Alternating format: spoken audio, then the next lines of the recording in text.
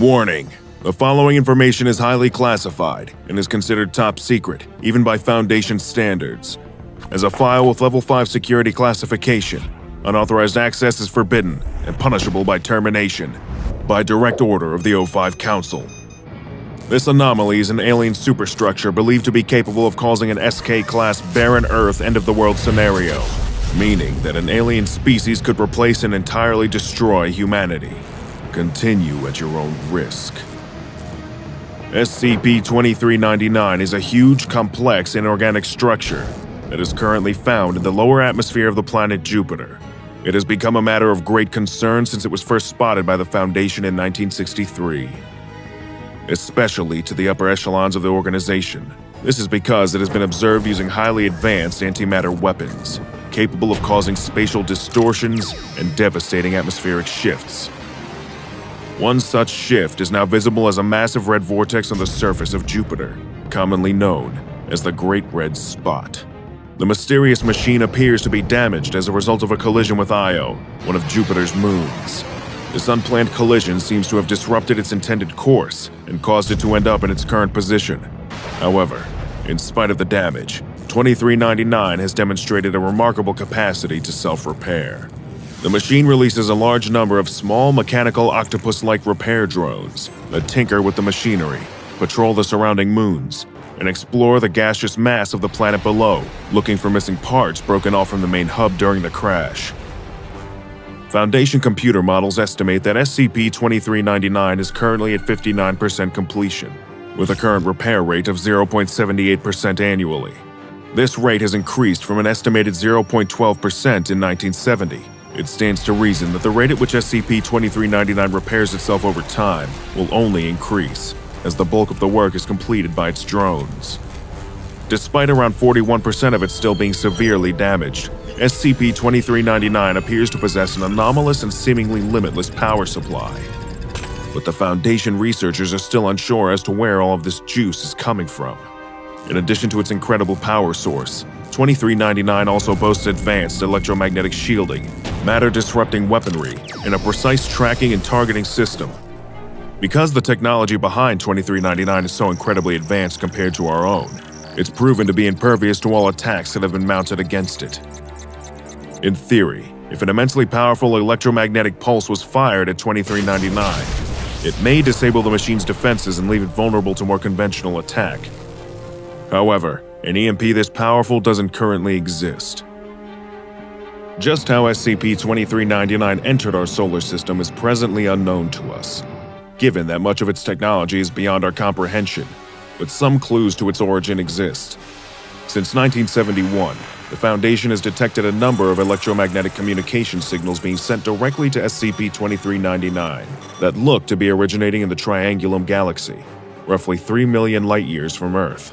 The same signal was sent through 1985, when Foundation translators finally managed to break the encryption and discovered that the signal was an order to repair the damage it had sustained. Of course, the Foundation didn't want scp-2399 to receive any communications without their consent, so in 1986, the Foundation established the Barrier System.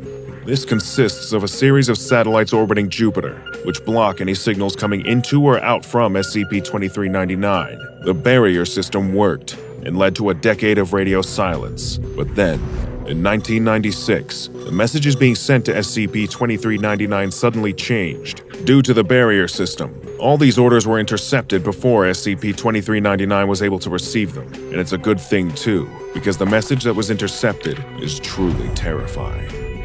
Unit is out of range of target. Proceed to planet number 3 in system. Repair. It can only be assumed that planet 3 is Earth. But what is scp-2399 doing? And what is its plan? There are several notes and addendums in the scp-2399 that shed further light on why this alien structure is looked upon with so much fear, even by an organization as used to threats as the SCP Foundation. First of all, there is concrete evidence of the date when scp-2399 first crash-landed on Jupiter, thanks to the notes taken by Italian astronomer Giovanni Cassini in the year 1665. The Foundation retains 4 translated diary entries from Cassini in the file. The first, dated October 8, 1665, describes Cassini witnessing the collision of SCP-2399 with the moon Io through his telescope. He described 2399 as looking like a star of great luminescence that changed course after the crash and fell into the nearby planet's gravitational pull.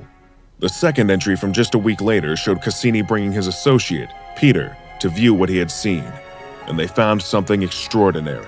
Jupiter, which Cassini maintained was once bright and colorful, had somehow been altered. Now, right in the place where 2399 had crashed, a great red spot was visible. In the third entry, dated the 18th of October, Cassini reported seeing flashing lights and sparks coming out of the new great red spot. He could hardly believe his eyes. In the final entry from the next day, Cassini brought Peter back to view the planet again, when he too saw the flashing lights.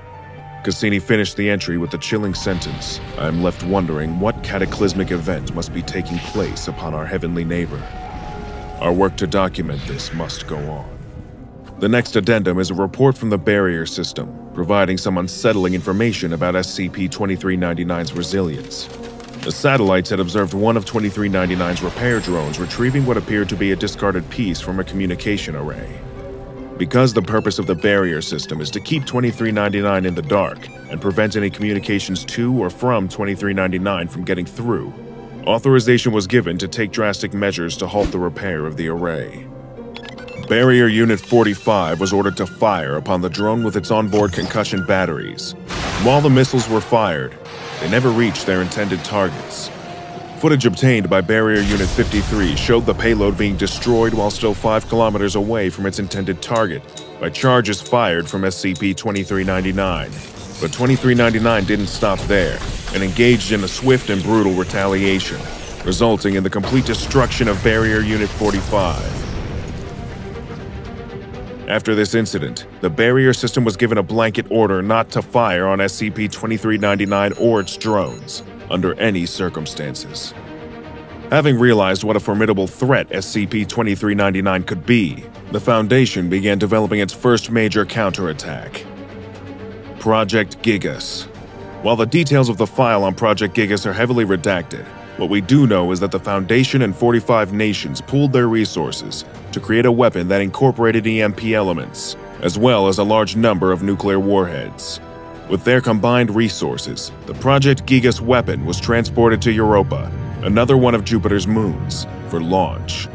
While the exact details of the engagement have been withheld, we do know that Project Gigas weapon was ineffective, and Foundation were forced to go back to the drawing board.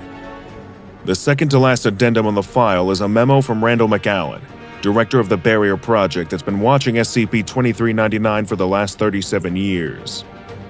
In this grim little missive, McAllen lays out what little we know. While the origin of SCP-2399 is still unknown, the extent of its destructive abilities are clear.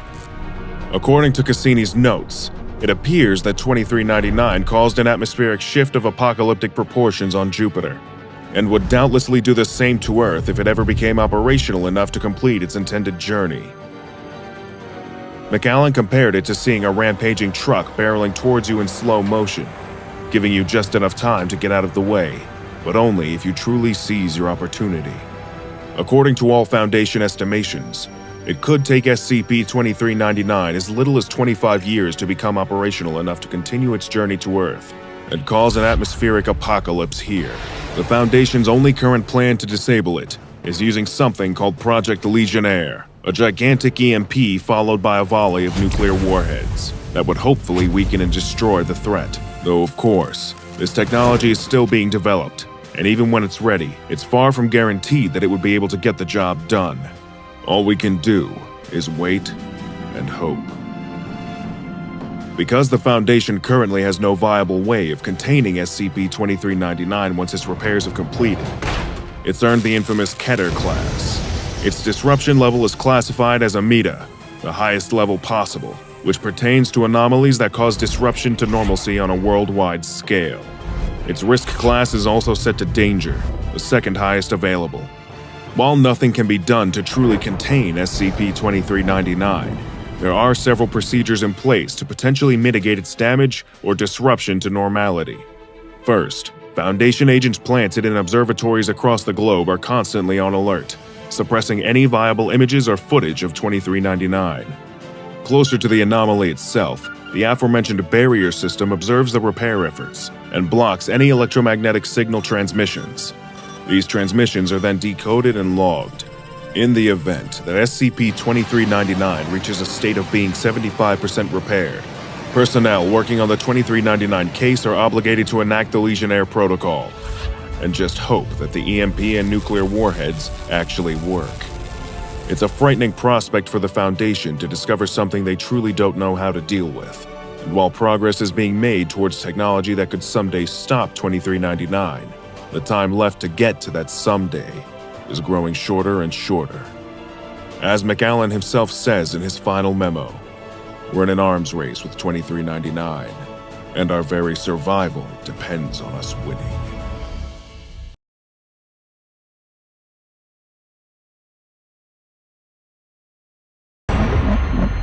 Everybody wants to rule